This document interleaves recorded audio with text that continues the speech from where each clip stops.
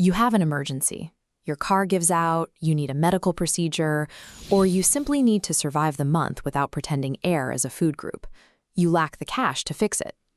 That gap between your immediate crisis and your bank balance feels impossible to cross. Then someone offers money. It arrives dressed in perfectly clean language. Approved, funded, flexible, affordable. The immediate problem shrinks, and for a moment, stepping over that financial gap feels empowering. You act before you are fully ready. Then the gap sends you an invoice. Borrowing money solves your present problem while creating a strict future obligation. You put out a fire today, but the smoke lives in your lungs for years. Before anyone lends to you, they inspect you. This diagram illustrates the invasive autopsy of a financial application.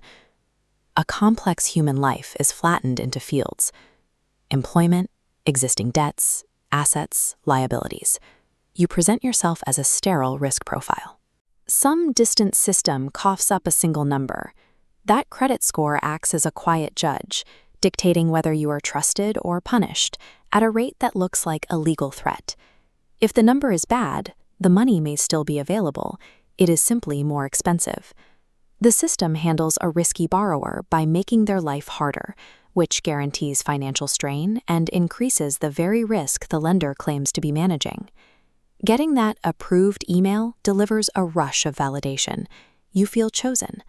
Then you read the hidden terms: origination fees, penalty interest, and the total cost of the loan, the amount revealing what the lender's appetite will eventually digest. You borrow $10,000 and repay $15,000. Approval marks your acceptance into a high-cost environment, where the primary objective is paying for the right to exit. Once you become a borrower, the monthly payment moves into your house. It brings no furniture, but it claims your income. It ignores bad months, job losses, and emergencies. It gives reliable structure to your calendar, but it removes your flexibility. Interest is a mathematical penalty for needing capital before you have it. You pay for the time to escape. Through risk-based pricing, strong credit buys time cheaply, but desperate borrowers are charged a massive premium. The economy makes your difficulty compound. If you miss a payment, the lender immediately monetizes your mistake. The late fee lands like a heavy brick. You lacked money at the correct time, so the punishment is a requirement for additional money. The penalty does not solve your problem.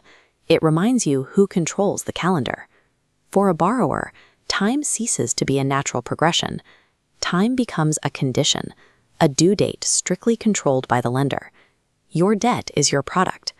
This animation shows how your deeply personal loan is treated as sterile inventory. It is duplicated, bundled, and sold to investors who will never know your name or the reason you borrowed in the first place. Long-term debt has a talent for outliving meaning. You finance a car, and years later the engine rattles. You borrow for a wedding, and the flowers are long dead. The experience fades, but the obligation stays behind, sending monthly reminders that romance once had a financing plan. When the weight becomes too heavy, you look for exits.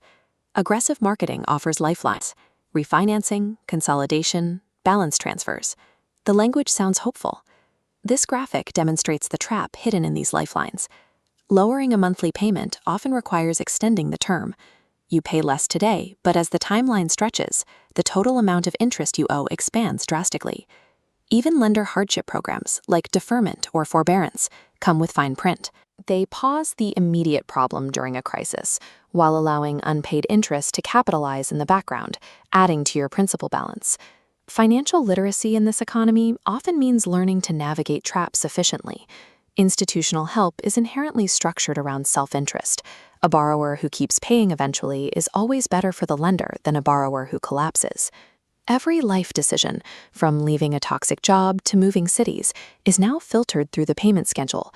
You weigh your ambition against your cash flow, and staying put begins to look like the only responsible choice. When survival requires this much constant project management, imagination becomes a budgeting exercise. Advice for the struggling borrower usually centers on personal restraint. Buy a cheaper car, live in a cheaper city, have a cheaper medical emergency. This focus on character ignores the reality of flat wages colliding with rising healthcare and housing costs. The system reframes this structural economic pressure as a private moral failure. Collateral sounds like a cold, technical term for a car or a house. In reality, the lender is holding your future hostage. The debt attaches itself to your options, your reputation, and your daily peace.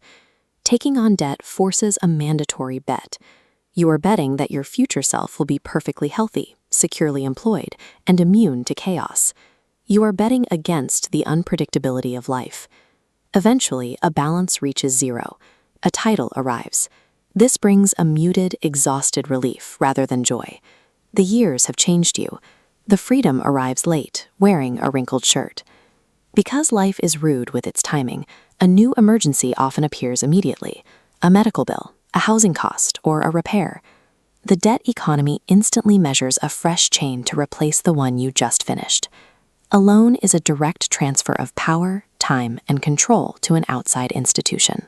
The money solved a problem in your past, but it maintains an active claim on your future. Every payment confirms that your income is no longer entirely yours. Lenders rent out your future, taking a claim on your time that can never be refunded.